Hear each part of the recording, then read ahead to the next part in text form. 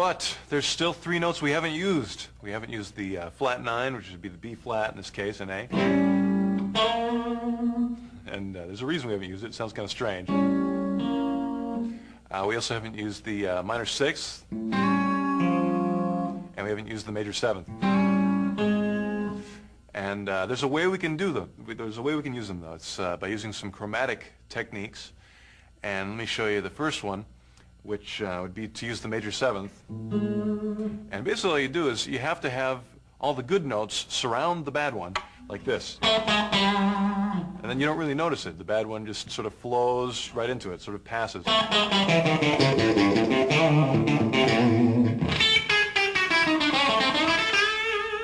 then everything's okay. So you can actually use those strange notes that don't fit as long as you just start with a good one, stick the weird one in between, and then end with another good one.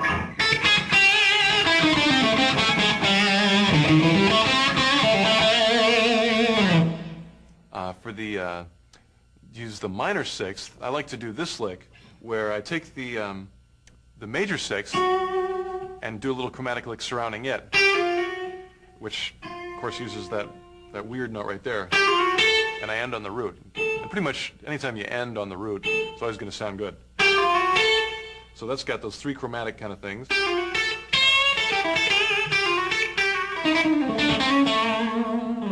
That lick's real useful. Use it all the time.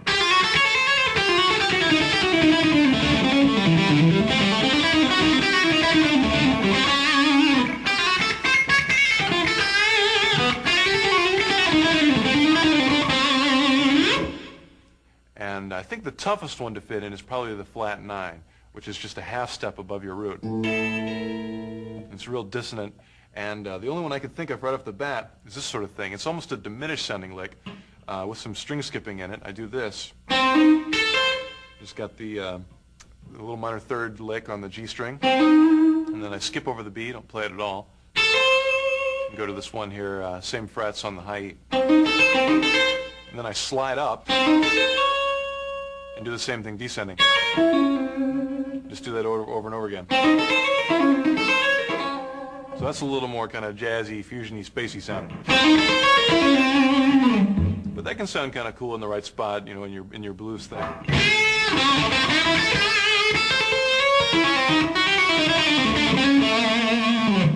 You know, all your jazz friends will be impressed, hopefully.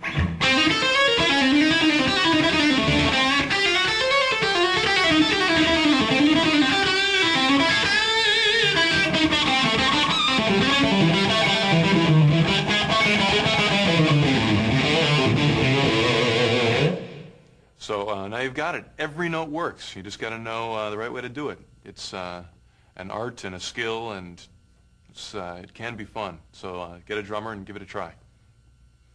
So I want to show you a couple fingerings where you can play these things a little faster for the flashier guitar style. This one's going to be in the key of E blues pentatonic.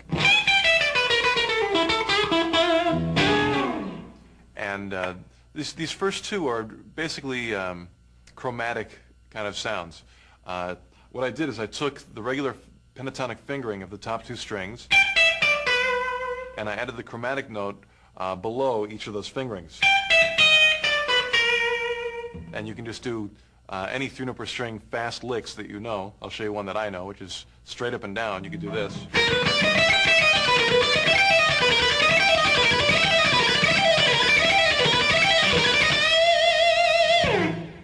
And you can do the same thing adding a note higher.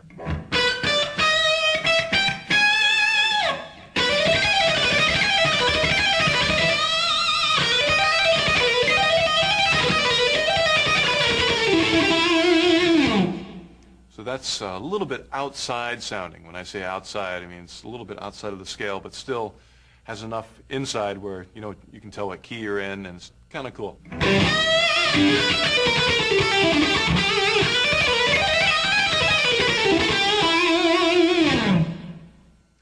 Another cool fingering for playing faster blues things is this. This is one of my favorites because it's all the same.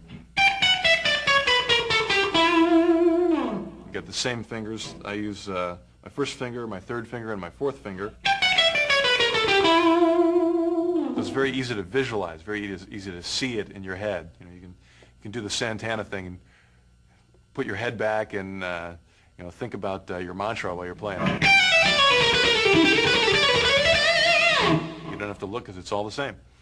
And it not only works good for fast stuff, you know, where you could play it with many different patterns. You could do like descending fours. But also it's good for phrasing. You can pick all the notes out of there and play them a little bit slower.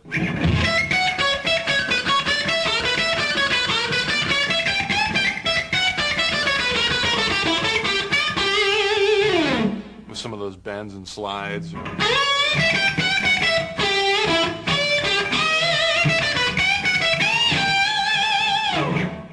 And pretty much always works.